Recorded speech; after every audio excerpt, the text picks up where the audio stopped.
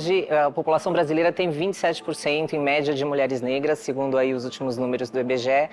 Mas as mulheres negras ainda não ocupam posições de liderança nas principais empresas do Brasil.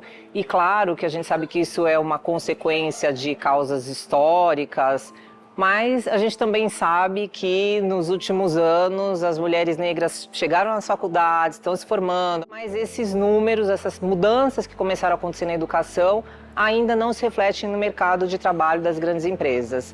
Eu acho que um jeito de mudar isso e de fazer um caminho inverso àquele que a gente fez historicamente é a intencionalidade, é que as empresas busquem tirar as mulheres negras da invisibilidade.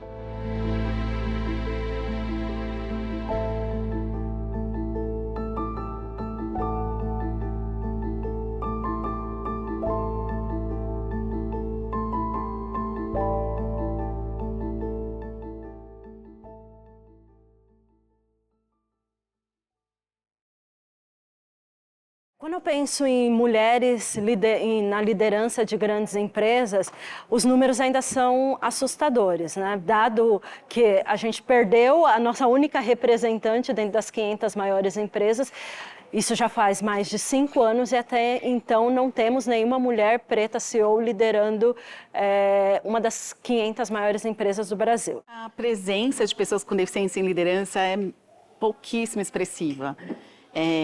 Os estudos mostram que somos 0,8% de lideranças. E assim, mapeando, porque 0,8 dá para mapear, né? A gente consegue saber, então, quem são? São homens. Então, em board, em alta liderança, eu não conheço uma mulher com deficiência nas grandes organizações. Chegou num momento que eu entendi o racismo estrutural como uma parada para a minha evolução.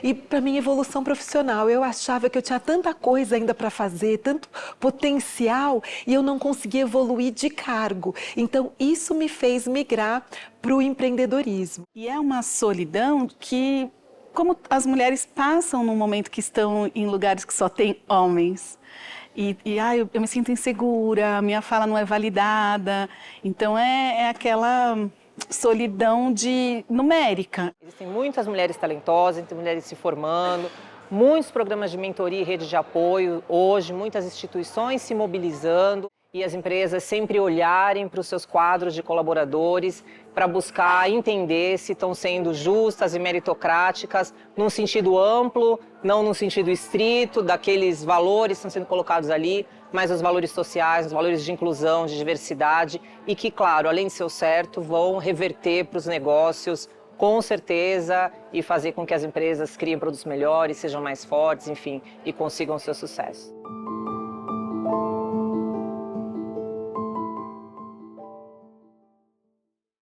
Quando eu penso o que a gente ainda pode fazer nessa agenda é trabalhar a interseccionalidade.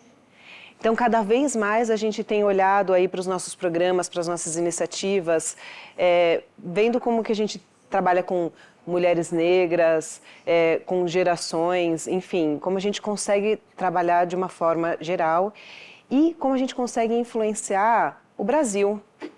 É ambicioso? É. Mas é possível? Sim. É importante você ter diversidade de pensamento, diversidade de vivência. As pessoas trabalhando juntas com essa diversidade, elas trabalham muito melhor problemas complexos. Então, não só mulheres, né, como pessoas negras, como essa diversidade de gênero, de raça e de vivência, ela é fundamental na solução de problemas complexos. Nós somos muito perfeccionistas com nós mesmos, a gente precisa ter muita certeza do que a gente está falando, mas acho que isso faz parte, porque nós estamos abrindo as portas para as próximas gerações. Então a gente está na geração que a gente está se provando e que a gente se mantém resiliente, mesmo com altos e baixos, na liderança e no caminho para a liderança.